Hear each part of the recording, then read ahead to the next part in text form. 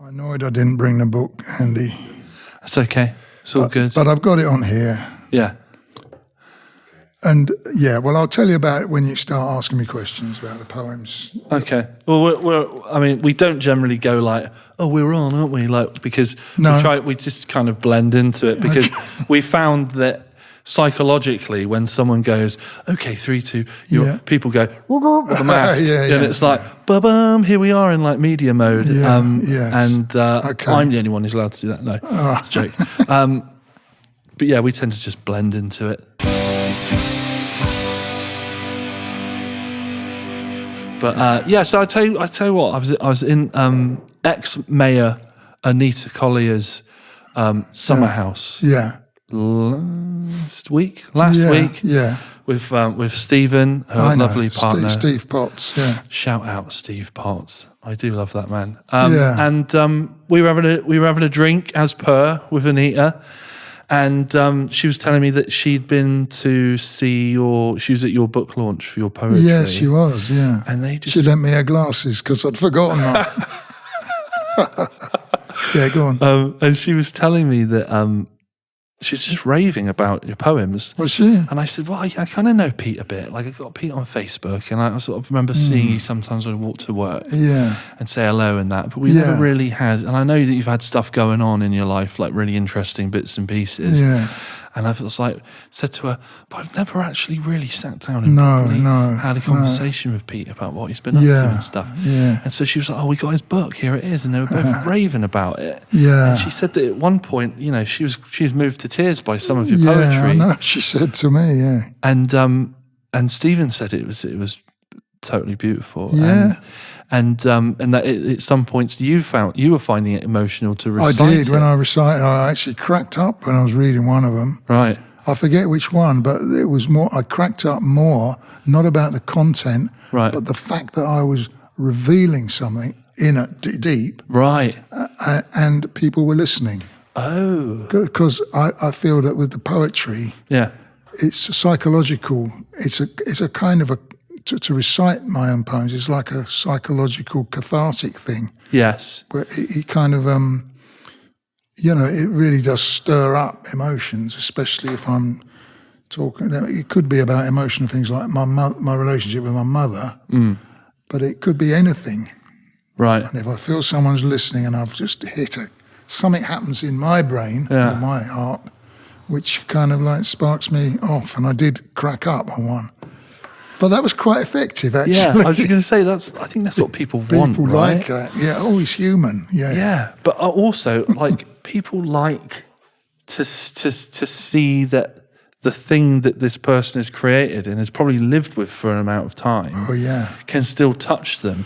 So it's, if you go and see someone playing a song and they've played it for the entire tour or every tour since the 80s or something, and they say, I'm going to try and make it through this song. You know what I mean? But every time I play it, I get a little emotional. Yeah. It's like, there's something about that then, isn't it? It's like, it makes you think, wow, what is it? Yeah. What is in this? Something's still not resolved in usually the singers, or the most expressive one in the group or whatever. Yeah. There's something within that person which is unresolved, I always feel. Right. That they haven't quite come to terms with whatever thing it's digging into in their psyche or in their heart, really. Yeah. And I think that's what happens with me. I've got quite a few unresolved issues, which I kind of can live with. I can live with unresolved issues, but I think it's all very well saying, oh, I'm perfect, but nobody is. Nobody does resolve all their issues with, for instance, their parents. There's always something. Yeah, and I think that's a really interesting point, because many times people will write these songs as a form of catharsis, of therapy, to explore the issue or the trauma or whatever the wound is or the pain, and I guess they're always hoping that will sort of put it to bed a bit. In a way, yeah. I suppose they might not be thinking that, but they might be. Right. But then there's also this thing is that I don't think people talk about this enough, is that I think people expect things to go away. But I think probably more often than not in conversations throughout this podcast and other podcasts I've heard, when we talk to people that are very open about things like that, is that actually it's not healing that they find, it's reconciliation of some degree, isn't it? It's that I've learned to make this as comfortable as it can be. Yeah, it's part of my life now, and I know that we all have some losses, either of people or of loss of value. People can devalue us in our journey, and we can lose some sort of strength from that, and we lose something, and we have to live with that. I don't know if you know what I'm saying, but I just about know what I'm saying. But I find that I can now, only now, at quite an elderly age, can say, I'm all right with that. I'm all right, because I've got nothing else to prove, I don't think. Right. What does that feel Except like? that I've got, how does it feel?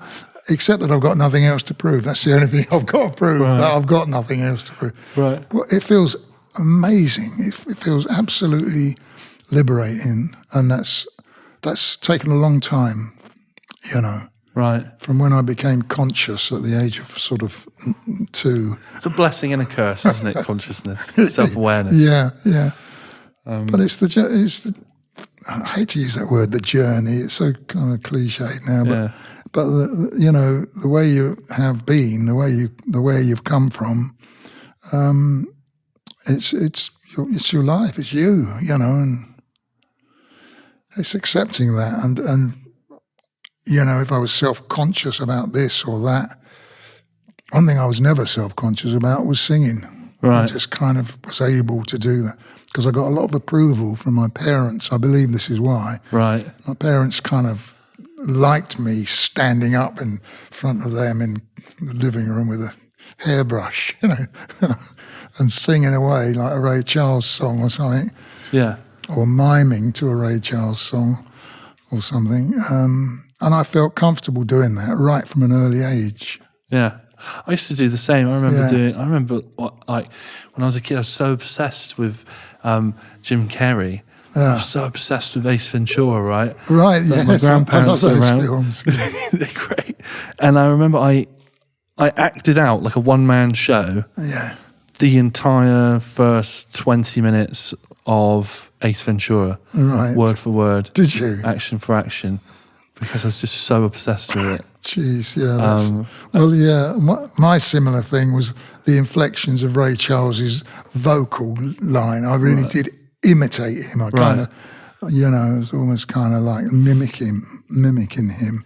But that's what we do, isn't it? As in our earliest musical journeys or endeavours, is that we end up, I don't know if there's anyone that's just original from the beginning. Oh, no, I don't think so, no. Because there's nothing new under the sun, is there? Nothing, no. And I don't know of anyone's story. We come to realise that much later, of course, I think. Right. That there's nothing new, and then that makes the path clear, I can pull from that, and I can pull from that if I want to. Yeah. It's my choice, because these are my influences, and these are what the people who made me, Muddy Waters, this, that, and the other. Yeah, I heard a great expression that I sometimes use, and it came from one of my lecturers when I was studying music at college, which was talent borrows, genius steals. Okay.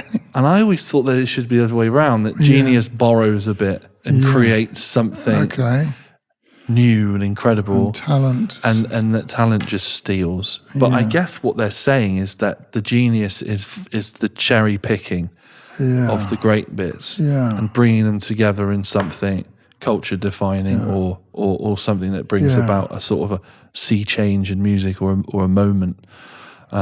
Because there is, like we said, there is nothing new under the sun, is there? No, I don't think I'm just thinking about, there's various ways of expressing oneself in artistic terms.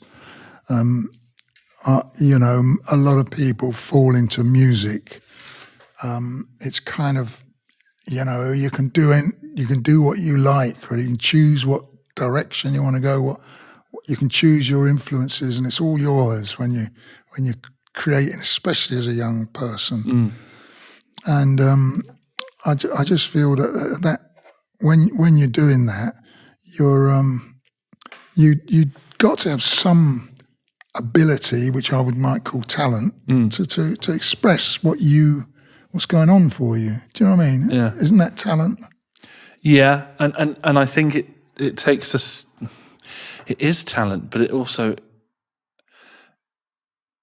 reflects an emotional maturity or intelligence, and maybe a little bit of an old soul. Maybe I'm not really sure where I fall on that sort of stuff, but I like the expression of an old soul and the concept of it, and I do think that sort of applies to many people. But it comes from previous lives, kind of thing. Maybe not that, but in that some people just seem to have a very sort of mature,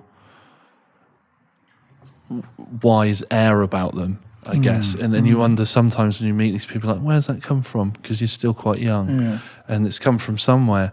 But I think that, like, being able to realize what it is that you're feeling, and then bring it out of yourself into something very expressive and eloquent and beautiful, does require some great emotional intelligence, or some great sort of self-awareness, I think. Yeah. For me, it's always been, it's not that I might have a feeling or I want to get a feeling out. It was sort of a spontaneous thing I was doing, and then I realised afterwards, that's me expressing myself. I'm exhausted from doing that. Right. Or not exhausted, but I feel I've revealed myself, you know, opened myself to others, made myself vulnerable, in fact. Yes. You know. And do you feel like you've given a part of yourself away to that audience? Yeah. And that you've sort of almost depleted yourself spiritually a little bit. Yeah. And that you have to sort of recuperate a little bit. Yeah, but you learn tricks as you're doing it, I think. Kind of, you get to know what people respond to, and you go and you kind of lay it on a bit with the little tricks of, I'll just kind of do this, and then I'll wink at someone, or I'll smile a lot, or something. Yeah. Or I'll find a way through to make people like me, so they'll listen to more. Right. If you know what I mean? It's pathetic, isn't it? It's all charm and charisma, isn't it? Yeah. And, you know, there's a lot of charm and charisma which is premeditated, I think, or practiced. Yeah. Some people have a really rare natural magnetism to them, but a lot of people, like a lot of great artists or celebrities, movie stars, these kinds of people, they say when you're in a room with them, there's really something about them. They're just different. You know, then you get other people and it's almost like they're playing by the handbook of what's charisma. But some people have that special something, that, I hate to say X factor, but some people just got something where you're like, I don't know what it is about you. Yeah. But you got something. Yeah. It's interesting. It's interesting. Well, I've had some people say that to me, and I've had to be very careful of my ego taking coming up and puffing its chest, as it were, and interfering with my natural... With the path ahead. Yeah, exactly, my natural way, sort of thing. Yeah. I had that when I announced the... I talked about this in the podcast with James Lavers, actually. When I announced that I'd become the mayor, I had this really great picture of me on the steps in a leather jacket and hat and the chains on, and it's a very nice picture. Obviously posed, and it was in the chamber ready to go for that announcement. I didn't just pick one. It was, I set out to make that announcement with that picture and have a nice little press release for it and everything. But the reaction to that was so wild and so massive. People loved the picture. But they loved the idea of it. The shares on social media, and I don't know how many likes, I don't know what reach it had. It was crazy. It went absolutely mad, and they got to a point where there was people saying like really lovely things about me who I don't really know. People from outside of Frome. And then other people in Frome who are like I think there's a lot of people that feel like they really know me through what they see of me online or what I'm talking about. But I don't get to know them because they're not living their life as publicly as I do. So it's very odd when people say like, "Oh, this dude, he's just the best guy, man," and you think, "I don't know you." Like, I can't remember last time I saw you. You know what I mean? Like, well, I just bumped into you in the street once. That's interesting. And it's odd. And it got to a point where I was looking at this picture and all these likes racking up on it, and I had to dissociate myself from the guy in that picture because it was just so much. And it was really lovely, but I had to be like, no, because you had to stand back a bit, because you don't want that. You can't be like, I'm the, it takes a bit of that, otherwise you wouldn't go for these things. I have to be honest, I was a bit like that when I was with the Feelgoods. Right. I was kind of like, oh, you're the man for the job, they said, the lads in the band themselves and the manager, and it went to my head a bit. Right. And I had to be pulled aside at one point. Just be a bit careful, because when we would go to a club or something and I'd go for a drink or a meal somewhere, come back to do the gig, the doorman would sort of say, got a ticket or something, I'd say, I'm in the band, mate, you can swear. Yeah. I can swear. Fucking band, get away. That's right. And that was out of order. That was bad news for the business of the band. It was like, oh, he's all right, wanker, that right. One. Yeah, I learned that quite quickly. Yeah. And then I just thought, let me be the nice person I think I am, and not all this stuff. And it worked. It kind of worked a bit better. But there has to be a bit of that in us, though, to even get on stage. Well, you can do that on stage, yeah. But there has to be a bit of ego. There has to be a bit of ego here. Like, why the hell would I think, in any sane mind, that people care about what I have to say in conversation with other people? So it takes a base level, I guess, of some kind of ego to put yourself out there, to get on stage, to assume that what you play people want to hear and that they need to hear it. Because there's a part of it which is inherently egocentric. Well, what I'm experiencing with you, as we're talking, is I kind of came here. And I said to my girlfriend, I said, I'm going to have an interview. And it's not an interview at all, it's a conversation. Yeah. And there's quite a lot of you in it, which is refreshingly nice. Not too much for me, I think. No, but there's kind of like an exchange of things. But it's not running away with you, It's not your ego's not running away with you. It's just we do it because we want to do it, but we want to express ourselves. Yeah. We have a need to express ourselves. Yeah. You sound like you have a need to express yourself and be in a position where you can be heard. Like for example, as a mayor, and I feel I've done as much as I need to do in my life with getting heard, because I make quite a noise when I'm on stage, and I feel I've done that. But also the other side of the coin with that, I think that is interesting that you did get a bit carried away with the whole rock star thing. Is, do you think that there was a part of you that was maybe a little insecure, that felt that, oh, this is what I need to be? Was there maybe a part of you that felt that you had a bit of imposter syndrome maybe, and you're like, oh, should I really be here? And so you felt that you had to fulfill this role, that you're stepping into some bigger shoes. I know what you mean. It wasn't like that. It was. I kind of left the business early on in life. I'm in my 20s.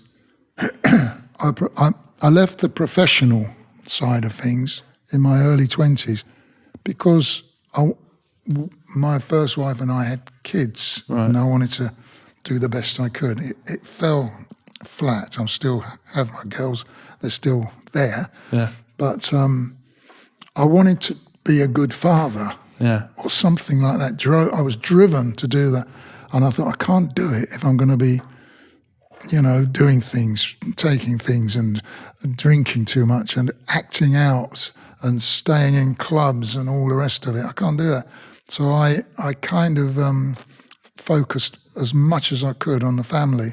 And when the Feelgood thing came along, because I had my own band, and when the Feelgood thing came out, they phoned me. Right. And I went, Yeah, well, what's it all about? What's the money going to be like, and where are we going to travel and all that? Yeah.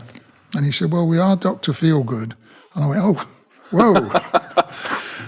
I'll have that. Give me a bit of like a brief history on Dr. Feelgood, because I have one of those albums on vinyl, I think. Well, so it's a legendary band, isn't it? Yeah, it's a legendary band. It's a kind of a cult band. Right. But it started off with the enigmatic Wilko Johnson in the band. Oh, I know. Who everybody has heard of now. But he was a dynamic guitarist with a very distinctive style. And Lee Brilleaux, the singer in the band, it was only a 4-piece band, 1, 2, 3, 4. And Brilleaux didn't actually play an instrument. He was just a very dynamic singer. Right. And those two, they did clash. Yeah, right. This happens, doesn't it? Yeah, they clashed a lot, in fact. And Wilko would say it's his band. And well, I think that's how the story goes. I'm not actually quoting him, but I think that was a bit like it was. And Brilleaux and the others didn't like that attitude. And they kind of eased him out, I think. Right. But if I spoke to Wilko about it, he'd say, no, I left because they're all cunts. Classic rock and roll story. He was only with them he was with them at the start of the band, the whole growth of the band. But they made 2 very distinctive albums. One was called Down by the Jetty, and one was called Malpractice. And then they made a live album called Stupidity, which went to the top of the LP charts back in the day, in 77 or something. And then Wilko left. And then they pulled in Chippy Mayo, who's a brilliant guitarist, with less of a kind of a distinctive kind of thing, but a very, very good guitarist, who I became great friends with, by the way, later on. But Brilleaux died in 94, and they were looking for a singer quite quickly, and they just heard about me through a drummer who was on the scene in the Hoax. You know the Hoax? No, I'm not sure. It's all blues bands. Right. And I just got the job that way. So I came in late, really, but, once Brilleaux passed away, my own opinion is it was the end of Dr. Feelgood in the true sense of... Right. It was Brilleaux's band, really, for many years after Wilko left. It's interesting that you think that, because you fronted the band. I did front the band, yeah. It was a hard job too. Right. Well, it wasn't hard for me. My ego... Here he is. My ego took me into it. That wasn't hard for me, actually. Not the great Pete Gage. I know. Did you not feel the pressure to sort of fill some shoes, or were you like, nah, we're going to redefine this? I wrote a song about filling big boots to fill. Right. But I didn't play it. I didn't use it in any way. I did feel the pressure, yeah. I was... There wasn't actually... I imagined the pressure. Right. So I went to gigs I remember going somewhere in Oslo, and I thought, somebody in the crowd, before we even started, went, "Where's Wilko Johnson?" With a Norwegian accent. And I said, he's at home with his feet up watching telly or something. And there was a bit of animosity coming. Right. Because I wasn't a guitarist, I was a vocalist. Yeah. It was a bit of an ignorant thing to say, because Lee Brilleaux had died and the band was going to go on. Yeah. And the big message was Lee Brilleaux wanted it to go on. He said to Kevin, who was now the kind of driving force of the band, drummer, I'll make sure the band goes on. And then Lee died. And so that's what they lived by. They went with that. And because Wilko had there was a thing, wasn't there, with Wilko? Is this right? He got cancer a few years back. Yes. Right? Oh, sorry, I shouldn't smile. But he did get cancer. He got cancer a few years back. Of the pancreas, which most people die of. Right. Well, he was given a prognosis, wasn't he? It was a bad one, I think. Yeah. And he booked a whole tour, didn't he? A farewell tour. Yeah, he did. And there was this whole thing, I remember, where there was ticket scalping. for the show in Bristol, at one of the venues in Bristol. And I remember there being this whole, like, it was like an ethical faux pas. Oh, how dare you buy these tickets to the, he's dying and profiting off of, I didn't know that. I get it. Obviously, I agree. That's a bit of a scummy move. And then he got better, didn't he? But he had enormous growth on his belly. It was not pleasant. Right. So he was seriously ill. Yeah. Somehow he recovered. I believe that in that business, on the road, week in, week out, for 9 months a year, then you get summer months, a sort of, a mad period of festivals, etc. You become thick-skinned, and I think you become hardened to the road, which is what I believe that saw him through. That's my personal thing. I think he's a road dog. Yeah, well, he is, yeah. I like that. I like that idea that... Yeah, and he comes from Canvey Island, where they're all very kind of down-to-earth, tough guys, Right. Where is Canvey Island? That's just, the nearest big place would be Southend, so it's Essex. Oh, okay. Canvey Island is known for quite a lot of artists. Alison Moyet, the guy who recently died from Talk Talk, I don't know his name there. But anyway, load of them. Eddie and the Hot Rods, Dr. Feelgood, a few others. Yeah. And has Wilco ever joined you on stage? No. And are you guys cool? Not bad. Not bad. Really? This is interesting. So you never shared a stage? No, they do now. We do now. Lee Brilleaux died, and then that was in '94. Yeah. And for 21 years, there was a Lee Brilleaux memorial gig where everybody, all the Feelgood people, would join. And there was there's always been a lot of movement with Dr. Feelgood, people in and out of the band. Rotating lineups. That sort of thing, yeah. I mean, there's no one original in the band now. It's just,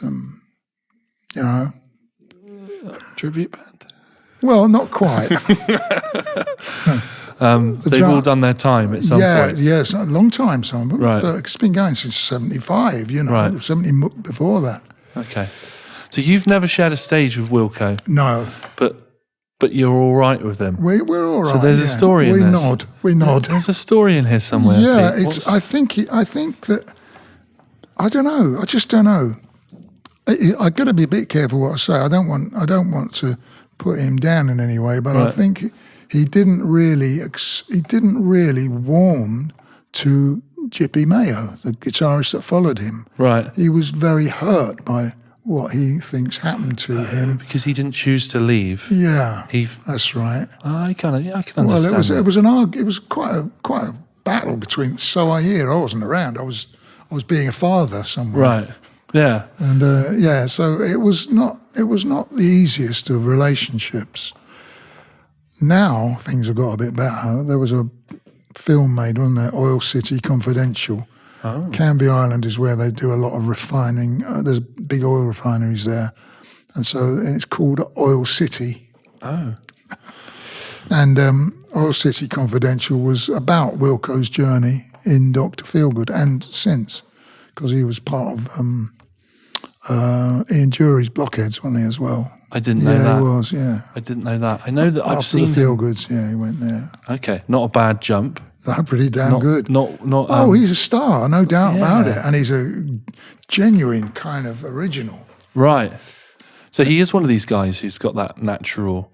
Absolutely, yeah. That charisma. Yeah, definitely. I've seen him play guitar, and he's very... he's got he struts up and down like a sort of tiger. Right. Yeah, he loves it, doesn't he? Yeah, and he kind of... It's a Tommy gun, you know. Oh, yeah, that's it. Yeah. And he plays it like a Tommy gun. It's like... Do you think he took that from Pete Townsend, or...? I think it must have been a few things. They're all trying to get a signature move, weren't they, back in the day? So you got Pete Townsend's Windmill. Well, I think that when you pick up a guitar, I don't know if you've ever picked up I bet you have, but you just have your own feel to it. Start off with a sort of a feel, don't you? The way you play it. When I play a guitar, it's always the same, I'm afraid. But it's kind of it's how I play it. It's your... And I think he developed something which was... very aggressive, right, upbeat stuff. You know, when coming on I don't know what the guitarists call it when their hands go up rather than down. So most of it's, but it's all done with the fingers. Right. It's amazing how he plays. Okay. And he play. What does he play? A Strat? No, Telecaster. Telecaster. Yeah. Black and red one. Yeah. Yeah, it's crazy. It's weird that I remember the model of guitar that he plays as well. Yeah, That's how you know someone's a bit iconic. That's right. Yeah, definitely. What guitar do you play? I don't know that much about guitars, to be honest. But what was your signature? Well, guitar I don't play guitar. I play piano. Ah, yeah. I thought you played a bit of guitar as well. I've not seen you play some I've guitar done a few on Facebook. things. Yeah, I do. I do that from home on my acoustic, right? Or even on my little. I got a sort of Telecaster, right? Thank God, because I still had a memory of you playing guitar, watching you play guitar. I do. Yeah, I do that when I'm getting a bit. When I was getting a bit, boxed in with the pandemic thing and thinking I didn't know anybody. I got to talk to somebody with a song. Yeah. You know. Well, how did you deal with in the lockdown stuff? What did you get up to? Well, did you write your poetry? It comes back to what I'm like as a person, right. Like we all were as people when that arrived. Some people, it was hell to be cut off. But some people said, I'm going to have some of this. Yeah. I don't have to go out there. I don't have to do this. I'm being told to stay in or go for walks in the countryside. Yeah. And that was right up my street. So I loved that in the first instance. And I thought, well, a couple of months of this was all right. Walking every day around the lanes, around the Froome, lovely lanes around here. And coming back and playing the guitar and playing the piano, writing a few songs with my little Logic studio at home, you know. Yeah. And so I liked it, except my girlfriend lives in Bath. And so we weren't able to see each other. It was difficult, yeah. And, that was the difficulty. And, and I didn't see my daughters so much, you know. That was not so good. My grandkids. Yeah. But I'm all right now. I'm quite all right now about it. What's the Pete Gage grandfather like compared to the Pete Gage father? Do you see is there any part of your being a grandfather where you think, oh, maybe I didn't get that right first time round because of rock and roll or, you know, where we were in life? No, something happened as a father. It's a long story, but I won't go into it too deeply. Right. But my first wife emigrated with my kids, my two kids from my first marriage, to Australia when they were 9 and 7. Okay. So my relationship with them is different to my relationship with my second marriage. Yeah. 2 girls, one of whom lives in Froome, one in Chippenham. And in that second marriage, I said, I'm not going to let this one fail, you know, bang, bang, bang. I'm going to be a good dad and all that. But the music kept seeping into my consciousness. Yeah. And in the house, I had a little room, which is all mine. Yeah. You can come in, girls, but, you know, I might be working on something. Yeah. So, it was like that. But so it was three, it was my wife and 2 girls. So they loved the fact that I'd done all what I did. Yeah. But the grandkids, well, they're lovely. I love them. But I'm not in any way authoritarian in any way. Never was with my kids either. Right. Neither was my wife, my second wife. Yeah. I was with her for 20 years, and we weren't authoritarian, but we weren't loose. We weren't like, you can do what you want. Yeah, yeah. But we were kind of, we didn't judge them much, you know. Yeah. We didn't say, you've got to eat all that up, or you can't get down from the table. Yeah. I used to hate that in parents, and maybe because I had a bit of that myself from my dad. But you also said that your parents were quite accepting of you artistically, I guess. They were, they were. Were they musical? Or my dad was a drummer. He was a drummer before the Second World War. He was a dance band drummer. Okay. They must have been rare back then as well. Well, they weren't as rare as all that. There'd be weekend dances in town halls. Chelsea Town Hall was his sort of place where he would hang out, and there's a pub opposite called the Nelson. I don't know if you know Kings Road, Chelsea, but that's where they all hung out, in the Nelson. My mum used to tell me the stories. And she was from Bethnal Green, the other side of London, Cockney End, you know. And she wanted to better herself with this chap who lived in Chelsea. Right. Who was a drummer as well. So she was a bit of a tourist, was she? She was. And he used to walk her home, apparently, across it's romantic stories from my mum, who sadly passed away 20 years ago now, but I still think a lot about her. I do like a good romantic story. Yeah? Yeah. And I think, because you battle, don't you, with like the false Hollywood romantic stories. Oh, yeah. And I think we're all looking for a Hollywood love story, aren't we? And I don't think they really exist, do they? But I do. Well, we try to push for them, I think. Oh, I do. Yeah. Never really comes off. But I do like those old stories where it's real. You know what I mean? And it worked. It's like, you know, like I remember I only heard this story at my grandfather's funeral, actually, is that when he met my grandmother at one of these dance things, she'd obviously gone on a bicycle and he had his car. Yeah. And first night he met her, he was like, right, okay, I'm going to take you home. Puts her bike in the car and drives her home. Do you know what I mean? It's kind of like he knew what he had to do in that moment. Do you know what I mean? And there's a kind of like a chivalry. Yeah. And like she was a war evacuee and he was like a West Country boy. And there's something in that. So they would be about the same age as my parents, in fact, your grandparents maybe. Yes, probably. Yeah, my grandma was like 84, 5. Yeah. Well, mine would be a bit older than that. Right. My parents would have been about 100 now, 102 or something. Wow. Yeah, old school romance. I want to talk a bit more. I want to hear some of this poetry. But before we do that, when I was looking through your book, some really beautiful mandalas. Oh, mandalas. Mandalas, sorry. On every mandalas. Nelson Mandela. Free. Nelson Mandala. Free Nelson Mandela. Tell me about mandalas. Well, mandalas are they come from originally from the Buddhist religion in Tibet. Tibetan Buddhism, as opposed to the kind of Chinese Buddhism.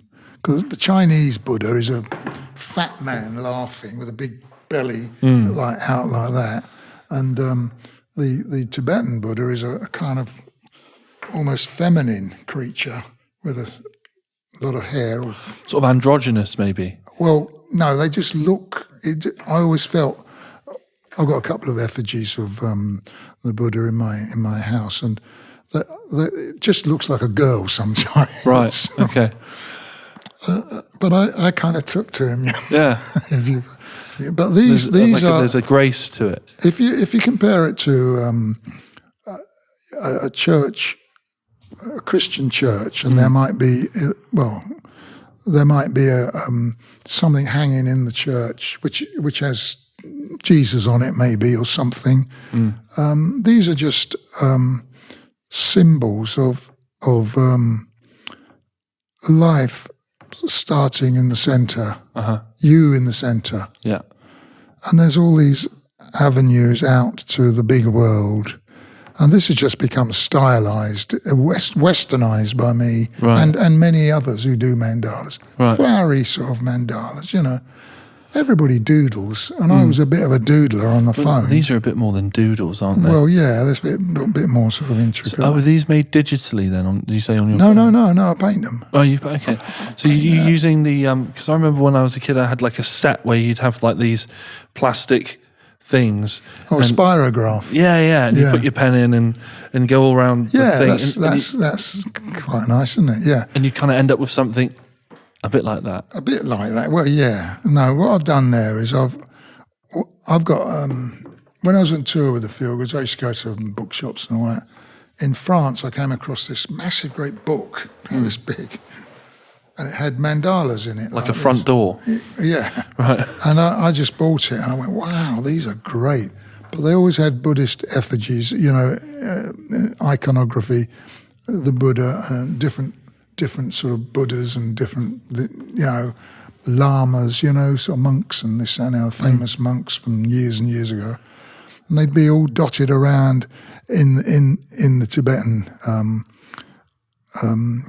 Mandala, and I just liked them, and I said, well, I'm going to copy them. Instead of always doodling and getting nowhere and chucking the paper away, I'm going to actually do something here. Right. And it was when I turned about, whilst I was with the Feelgoods, I did it. But I also wrote poems whilst I was doing it, right. whilst I was with the Feelgoods. So these, what year did you leave the Feelgoods? 99. 99. So the poems that are in the book that you've just released. Yeah. How old are they? Are they some of them 20 years one old? Of them's some of them from last one of them's months? from 1979. Wow. That's the earliest.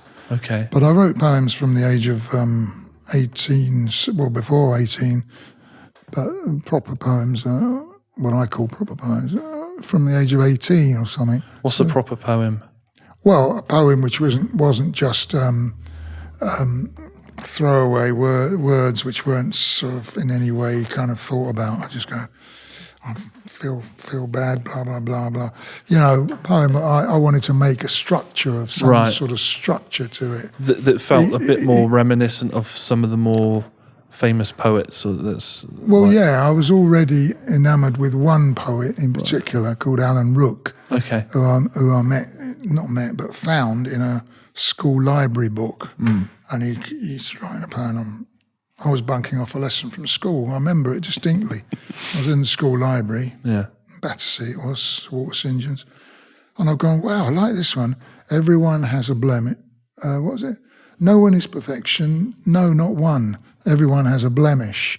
And I thought, I like that. That's me. It spoke to you, right. Yeah, that's me. And what's all this about? And it was by a bloke called Alan Rook. Right. Who's not a very famous poet at all, but it meant a lot to me. Okay. That's quite short, isn't it? Well, it wasn't the whole, there's a lot more you just to picked the a thing. poem. Because I've read some poetry and I'm like, that's 4 lines.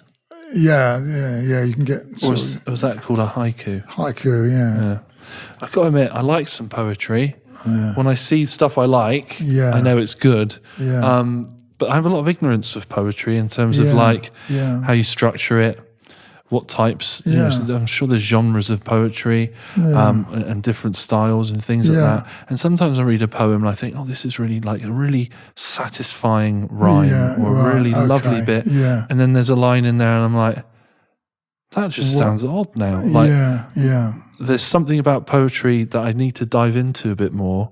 Well, to appreciate the whole art. Okay, I'm sure there's a lot of knowledge missing. Well, if you read like more recent poets like Ted Hughes, this guy who's on the radio, Simon Armitage, Seamus Heaney, kind of 20th century poets. Well, 21st century now, although Ted Hughes died in the 20th century.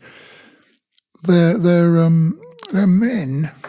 There's a lot of women as well. Right. There's a lot of women poets. God, I'm very conscious of this. You're not going to get cancelled, Pete. No, we won't let that happen. Anyway, all I'm saying is that poetry is just an expression. I found a way of expressing myself to myself. If I had a feeling which was confusing or which I was responding to, which I wanted to understand, I would write it down. And I did a lot of writing down in a journal. I think we all do, don't we? Try and make sense of things. Write it down, so-and-so was like this, didn't like that, and I liked that, and I didn't like that. So, writing words down just to get it out of yourself and be able to read it back and say, yeah, that's how I felt then in 1970, and that's what it was for me. And if I feel something strongly, like when I saw a lot of that camera work on the newsreels of the Syrian problem, that affects me, Right. I'm a bit of an emotional bloke. Right. And it really affected me. And I cried watching the telly once. And I just wanted to write that down. Yeah. Suddenly I wept, and there's a poem started, suddenly. And what it did, it resonated with, I've always felt this, war and countries at war, is not far removed from just two people at war. Right. Do you know what I mean? It's like power. I've got to win this argument. I've got to win. I've got to, and I think that's why I was emotional about seeing these, people suffering, innocent people suffering, because there's kind of some war going on, which is exactly what was happening and still is in other places all the time. So that was one of the poems I wrote in the book, actually. Right. Shall I fish it out? Yeah, go for it. Absolutely. I've got to find it now. I did want to ask you as well. I mean, maybe it's too much of a distracting question for while you're finding that. Go on. When you're writing a song, when you've come to the end of that song, I'm listening. How do you go? Okay, that's a poem and that's a song. Yeah, because they're so similar, aren't they? I suppose with a song, you're like, okay, I've written that to be a bridge or a verse or a chorus. I've written a lot of it to sound cool. Some of it's got to sound, So songs are made to purpose. Yeah, a poem has to. A poem for me has to clearly, well, not necessarily clearly, but express how I was feeling in response to a given situation or a given feeling that I might have of loss or love or being with someone or a beautiful day or something, Yeah. So responding to something in my vision or in my consciousness and being able to put it down on paper and be able to read it as a little nugget, Yeah. So you're trying to put particular words in an order that together bring into focus yourself in a way, so that you can clearly see what you're experiencing, or the root of what I you're would just experiencing. take the word trying. It's not even trying. I'm not aiming to do anything. It ends up being like that. Right. It ends up being me expressing myself. Does that make sense? Yeah, totally. And do you ever come back to a poem a week later and you go, I thought I knew what that was. It's not that. Yeah. This is what it is. Oh, I see. Yeah, definitely. And you go, wow. That sounds like that's your experience. Maybe, I don't know. Yeah, possibly somewhere. I do correct things, and I go back to a poem, and if I don't like a word or whatever, or some way I've expressed something, or it's not in rhythm I wanted, that's not in rhythm, bro. That's not the rhythm I want there. Yeah. I will sort of, if I can, cut out a word or a syllable. Yeah. Do you know what I'm saying? Yeah. Do you ever find that you're looking at it and you go, this is 90% done, but there's there's what you're trying to say, you just haven't figured out quite how to express it. So maybe you've got a part of the poem which is, it basically says what you want it to say, but it's almost like a holding. Well, yeah, I might thing. do that. What I'll do is I'll carry on. I'll carry on with the same thought or the same feeling and keep it going. And then I might cut something out which was unnecessary or which made it uglier or something. Yeah. So I would carry on until I felt I'd finished. And I would have to round it off with a kind of some kind of statement. Right. Some kind of thing which will make the listener or the reader go, oh, that's the end. Right. So you're looking for that definite. So you're looking to punctuate the end. I am. Yeah. Okay. I'm just looking for that one. Suddenly I wept, because whilst we're on. No worries. Well, I've nearly got it. Page 41. Here it is. Here is the very poem. Shall I just read it? Go for it. Yeah, absolutely. I'm all ears. Suddenly I wept at the horror of war, the war of my childhood and the final twist of the knife that till now only tickled my throat. Now comes the rush of the blood from the heart to the head and the eyes of a wounded man. Death spills from the swirling carnage. The perpetrators cheer in the tears and the blood, while the dying pierce the pungent air with their screams, and the curled claws of the winged scavengers tug on the limbs of children. A crooked beak sunk deep into the flesh. At home we call them brave, praising these men whilst choking on our lies, looking for death in our heroes, like the vulture looking for meat from their prey, to glide on again to the next battlefield. Suddenly I wept as the severed head of a last dead image rolled to a halt in the bloodied gutter of my war. I wept for the loss of the years I had struggled to fill with vain explanations. I wept with the mothers of men like me and share in the grief for their long-lost cause, and I stand on the graves of their silent sons. That was dark. Yeah, it's dark. I enjoyed that. I like dark. I am dark. Good. I like dark. That's I find all right. a great... The expression of dark is all right. It's got to be expressed. Yeah, when I'm going for a poetry or song, the stuff that I find the most powerful is always kind of dark or macabre or, like that, basically. That sort of... Well, yeah. I like to get...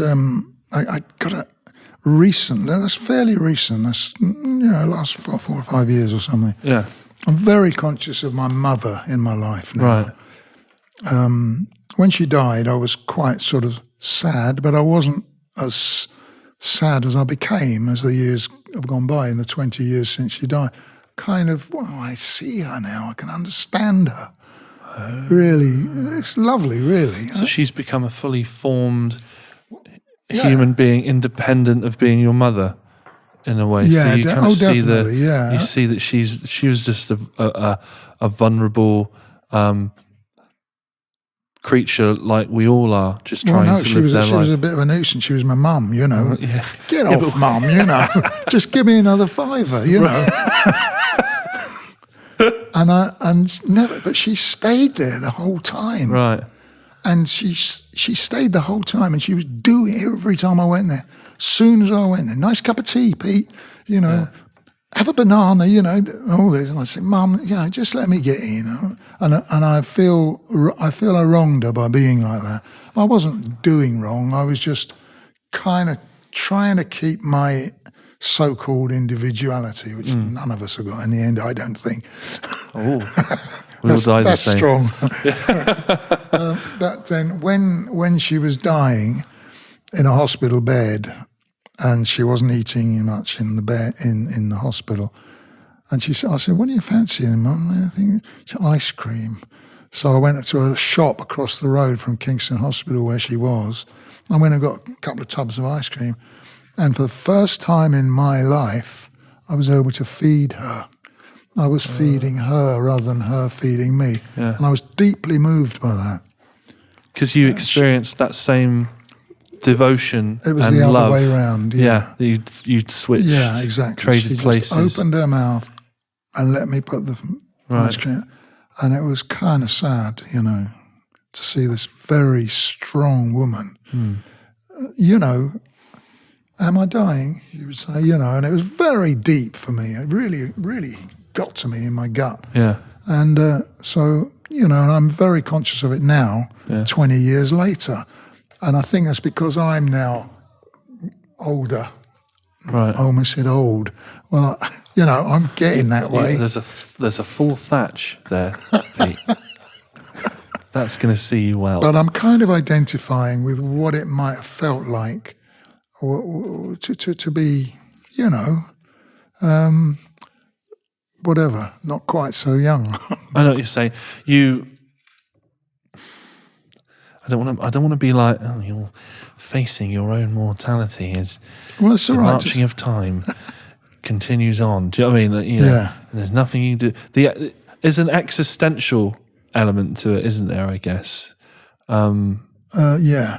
And it's weird because I think people think that like grief like that is something that for the first few months feels a bit shit and lonely and empty.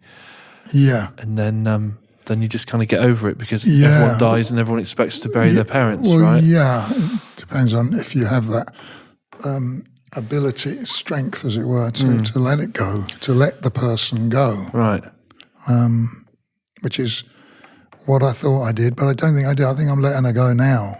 Right. You know what I mean? How so? It's in like, so you tried to hold on to a piece of her within you. Well, I just realised how valuable she was to me. I think I didn't realise what mothers go through until I saw my daughters. I didn't see my Australian girls do it because they were over in Australia. But when I saw my English girls, as I call them, I've got two of each. When I saw them becoming mothers, I thought, my God, they're my girls. They're working really hard to bring this child into the, my grandchild into the world, and to then to nurture the child. And I really got very conscious of that when my own kids had kids, and then I got very conscious of, and that's only happened in the last 20 years. Yeah.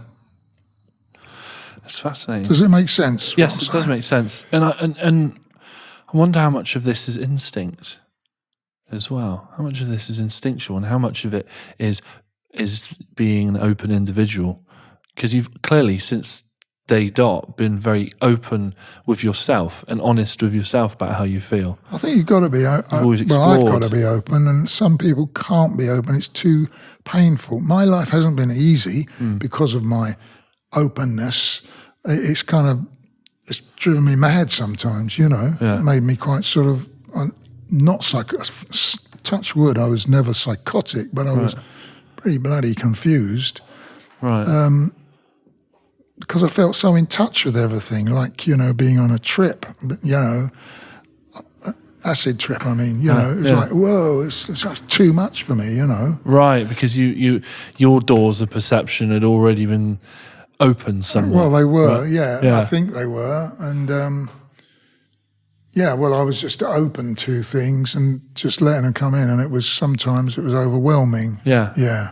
Like everything just piling through the same door. Yeah. Do you want to stay on my mother's thing, or shall I move? Go wherever you would like, whatever you're feeling. Well, I haven't read this poem since the book's come out, so I think I would like to. I Hear My Mother's Voice. Go for it. It's called I Hear My Mother's Voice, page 87. I've got to find it on me little. Okay. Hey, if you ever need to do an audiobook, or you need to recite these poems in audio form, the super producer Harry Williams over there is your guy. Yeah, we'll talk about that later. Yeah, definitely. I would love to, because your voice is so good, and I'm sure you've heard this, but it really is different to hear it from the voice of the man, as it were. Yeah, I think I like to hear the poetry come from the author, because it will express the emotion it's intended. It'll have the cadences and the rhythms that it was meant to have. Yeah. And I find that to be far more engaging and emotional, I guess. Thank you. I take that as a compliment. Oh, do so. Right. Oh, this is lovely. Yeah, this is quite nice. This isn't dark. Okay. I hear my mother's voice in the distant forest of experience.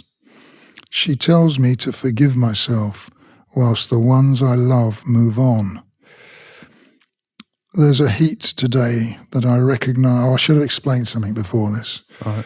I was out in Australia only 20 years ago, when she started to get ill.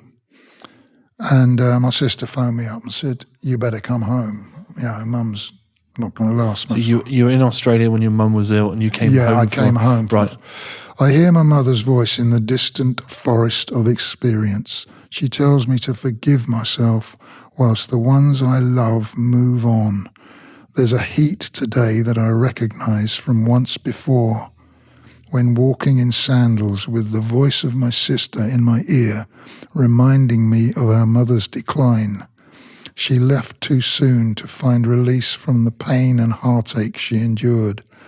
But now she was free, telling me, yes, here on earth we suffer, and that beyond lies our freedom from that suffering. Mother of all my views and aspirations, you cleanse me now. I never thought I would reach you again, never to tell you how much you meant. But now I can say farewell, dear mother, here in the shade of my peaceful age. I just came to catch you in the fleeting breeze that teased me away from the stifling heat. Let's unpack that. Okay. The bit that struck me first of all in the beginning was, I thought you were going to cry. Sorry. No, it's moving. Yeah, I was definitely in the zone there. What was the bit you were referring to? It was the moving on bit. Who now move? Right. She tells me to forgive myself whilst the ones I love move on.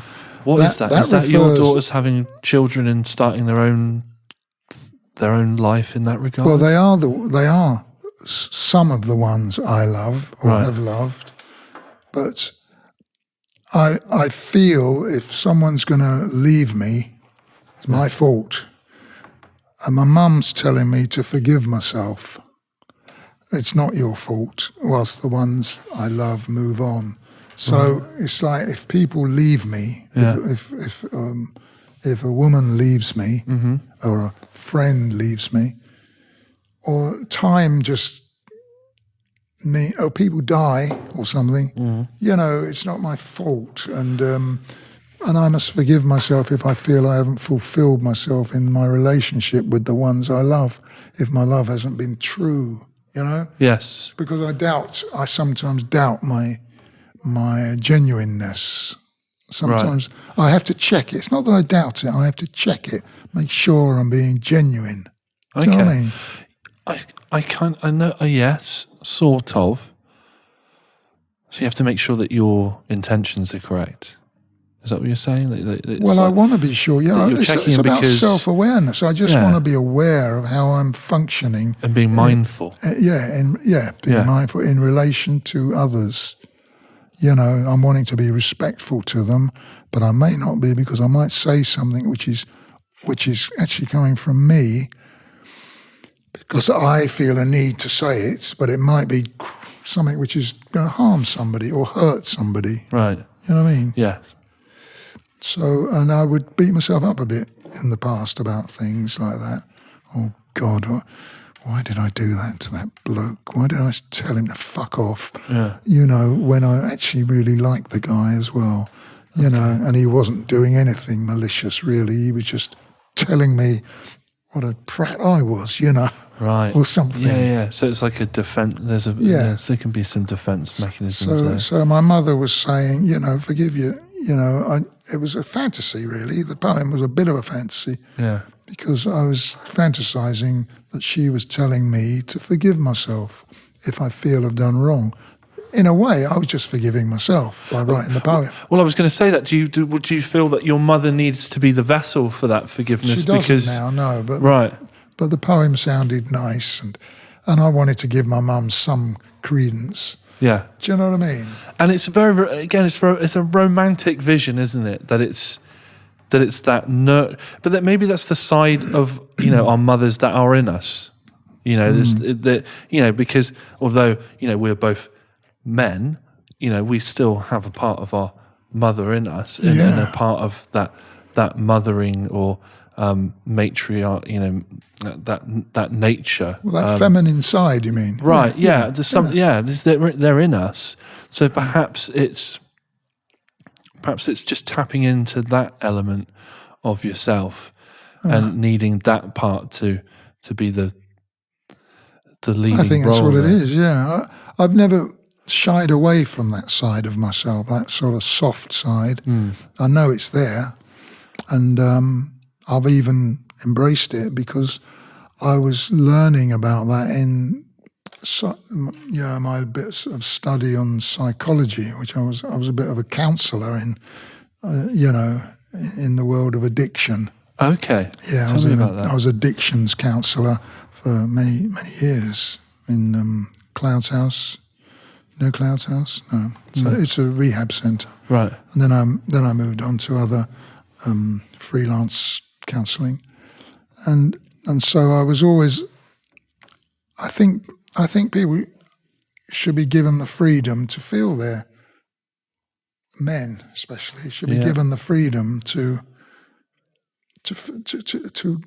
given the okay to say it's okay to be vulnerable, soft, feminine even. Yeah. Do you know what I mean? Yeah, absolutely. I agree. We've got estrogen in us as well as testosterone, apparently. And that's the physicality of it. But we also feel things. And if we don't, you've only got to look at a boxer at the end of his fight. When he wins, he can sometimes break down with excitement and tears. That's his feminine coming out sort of thing, isn't it? Yeah. Don't you think? Yeah. I remember like not understanding the vulnerability as strength thing.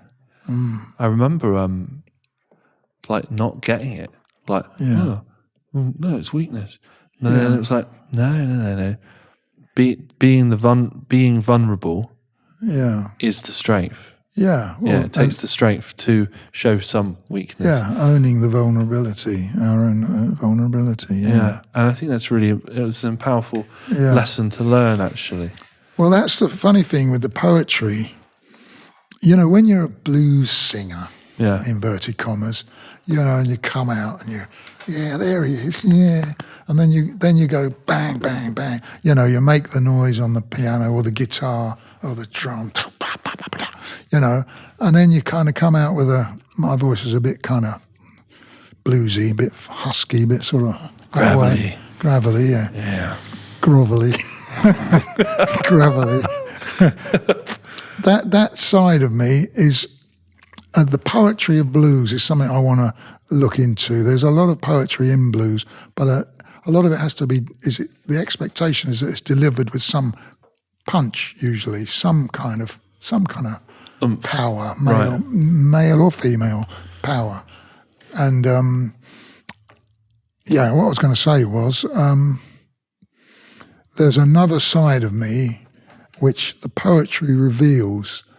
If you see me in a gig, you'll go, wow, push, like that.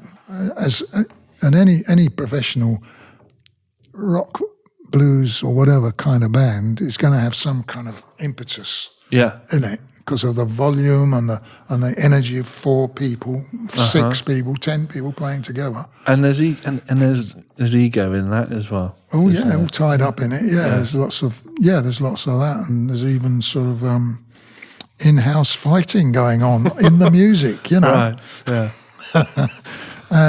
But with poetry, especially this book, when he said, "Okay, I accept your poems, I'll publish them for you," I went, "Wow!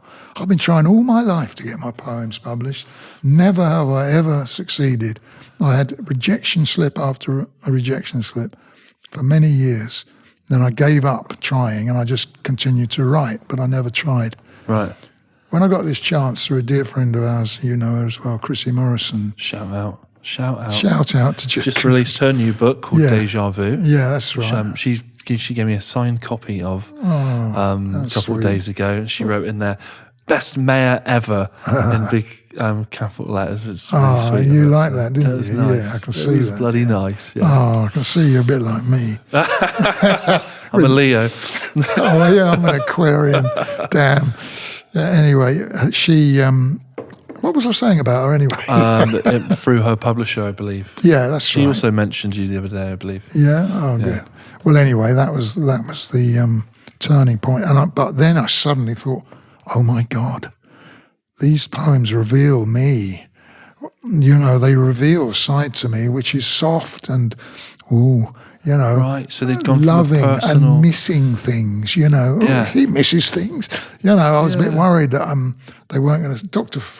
Dr. Feelgood was like, I don't know if you've ever heard the band or seen it. Very punchy band, very like hard band. Yeah. Hard rock and rollers in a way. And these poems expose me. Right, yeah. And that's the vulnerability that you have to lean into, isn't it? But I guess it was there's a moment there, isn't there? Because you've gone from writing these for yourself and then being very personal, private things, or maybe not necessarily private if you've been trying to get them published, but mostly they've lived within your control, right? Yes. And so now they're on the page and they're printed out, and everyone can. And also, they can be interpreted however. Absolutely, without me saying anything. No, it's not like that. Yeah, and there's no control over that, is there? No. Which is again more vulnerability, isn't it? That's very insightful of you to say that, because that is the case. Right. But now I'm ready for that. I'm ready for that. I'm ready to be vulnerable. Mm-hmm. I've got nothing else to prove. I don't want to prove anything. I'm tired of it. Yeah, I like that. I've had a couple of moments in my life where I've been like, do I have anything left to prove? And I'm like, I'm 29. Of course I do. There will be, yeah. We just need to figure out where the next move is. Well, without sort of saying too much about it, I'm 75. Oh, no way. You're not. And it's come in my 70s. That's it. Yeah. Christ. So I'm quite pleased that I made it. You're wearing it well. Thank you very much. Yeah. Well, I wasn't showing off road then. Dog. I wasn't trying to show off then, or I hate it when people, how old I am. I'm 75. Great. I'm 75 years old. You're really good at crossing the road, clearly. Well, but some of my mates, they rib me about it really when I go on. But just jealous. They're just jealous, mate. I do have a question about the counselling, actually. The addiction counselling. That is because everything you've done that I've heard about in your life revolves around, not making you sound selfish, but it revolves around you and your own ego and your own expression of yourself. So what was it that made you think, well, I now want to get into others and not mend them, or I guess there's an element of mending or fixing them. Were you looking for your own? Were you trying to find something for yourself in that work? Well, you're obviously onto something there, because in that work, I was giving back. Right. I was giving back something to people who I understood what it was like to be in an addictive situation, addicted to things. Right. I was able to. One of the doctrines of the fellowship meetings that are around is that, the 12-step meetings that you get, AA, Narcotics Anonymous, and all the others, is, step 12, you share it. You impart your wisdom to others. Right. And you allow people to find recovery in themselves. And that's what I was doing with that counselling work. Right. Interesting. And Are you happy to talk more about that, or is that something? Well, I am. I'm just noticing the time. It's because it's a big story, Right. But I did stop all stimulating ingestions 25 years ago. Right. Yeah. So I haven't. So I've done well. Yeah. I know it sounds like you should congratulate me. It's just a way of life now. It's just what I do. It's what I don't do. Right. And because if I hadn't have stopped, I would have died, Yeah. I could feel it coming on. And I thought, no, I'm not ready. Right. So stuff left to prove. Well, yeah. Well, there was sort of like, yeah. But it happened whilst I was with the band, and I went on for another 2 or 3 years in the band with sobriety and cleanness. Right. And that was amazing. That was an amazing learning thing for me, especially when I was doing a bikers festival in Switzerland. The first time I went out without anything in me, as it were. Right. I hope this is all right to go out on yours. Fine. And I was out there pumping away with nervous as hell because I was very conscious of my movements. I was conscious of myself. God, I wonder what I look like here. And that wasn't something you were used to? No, I was used to just going out and going, So what was your vice of choice before that? Well... Was it a mixture? A mixture. Right. Can we just leave it at that? It was a bit of everything. Yeah. Anyway... I follow. I turned round and there was this massive great screen there, a massive great screen there, and me on it, And I saw myself moving. I thought, you prat. Whereas before you'd have been like, yeah. Yeah, exactly. Yeah. Absolutely. Now you're like, but then I feel uncomfortable with that. For a while, but when you're earning a living and you're trying to feed a family still, you carry on with the job. Yeah. And I just got used to it. And then I learned to be a performer. Right.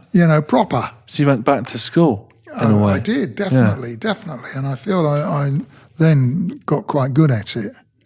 And that has carried on a bit. Now, I'm not blowing my own trumpet when I say I think that's what happened. Right. Well, I know that's what happened. Yeah. A lovely wasp has entered this chamber. That's thrown me off, that wasp. What was I going to ask you? Yes, I know. Do you ever look back at poetry from the times that you were not sober? Yeah. And you look at that and you go, I don't like that. That's not me anymore. And you reject it. Or do you have No, I don't reject it. It was all part of me. Right, yeah, that's where I was going to go. It was all part of me. And some of it was a bit haywire, some of it. But I was reading a lot of Samuel Beckett. I don't know if you know Samuel Beckett. I've definitely heard the name. Yeah, well, he wrote a lot of really great stuff, which had a rhythm and a strangeness. It's not, it was just, he would describe things not as we would describe things, trying to be articulate. He would just sort of use simple words and two lines, two words in a line, and I did a lot of that for a while, where I would just come out with something which was just off the top of my head, and then come out with something else which was just off the top of my head, without thinking, without thought. And I was kind of... It was like automatic writing? Sort of, yeah. I was looking for the no thought process. Like a stream of conscious... Yeah, exactly. Subconscious. Well, stream of consciousness. Right. Yeah, that's where Samuel Beckett's music, as I call it, comes from. Right. James Joyce and Samuel Beckett, two Irish genii. Genii, I've not heard that. Geniuses. Maybe ever or a very long time. Genii. Lovely. I like that. Thank you for sharing all these deep stories and bearing everything for me today. I would really love to hear a poem or two in closing, if you have a couple that you'd love to share. Yeah, the ones I quite like are when I was on the road with Dr. Feelgood. Once I had stopped partying after gigs, I'm just going to call them up as I'm talking. Yeah. I don't know where to go. Oh, there we are. When I didn't party, I used to go back to my hotel room if we were abroad. We were abroad all the time, really. Yeah. And where's your main fan base? Which is the country you say embraces the Feelgoods? Finland, Sweden, Spain. Those three. Okay. Switzerland. Lucky you. Yeah. Yeah. Anyway, what I used to do was I used to miss my home quite a lot. And I would say, here's one I read at my launch. The strange room I refer to is the hotel room. Beside me in this strange room, I have spread out my offerings, credentials, the homely devices to which I cling, all in their respective order, books to sense achievement in surrender, music to reinforce a spiritual path, a clock telling not so much the time as a useful mantra substitute, one that I can meditate upon. There are books that teach eradication, compassion, and other musings of the Buddha, whilst reflections of my fellowship remind me of my dependencies and our threat to one another. Checking every page I turn, my eyes get weary, and I raise them in despair. They rest upon 2 pictures that I carry, 2 jewels that shine more brightly than the rest. Offspring, gentle children turning into women, remind me there is love and care in my life. Though I'm alone within these walls, I hear their laughter. The daughters in the photographs are mine. I allow myself these ample consolations, my simple sighs, to soothe me and to heal. Once I'd weep as distance cut right through me, but self-pity has at long last had its day. That last line, I like that. Yeah. Yeah, that's... How did you feel when you wrote that? Do you remember? Well, I did used to miss them. I miss my kids, you see, and my wife, funny enough. Well, not there's a moment there where I was like, Sorry, Leslie. You wouldn't expect that from rock and roll, would you? I didn't mean that.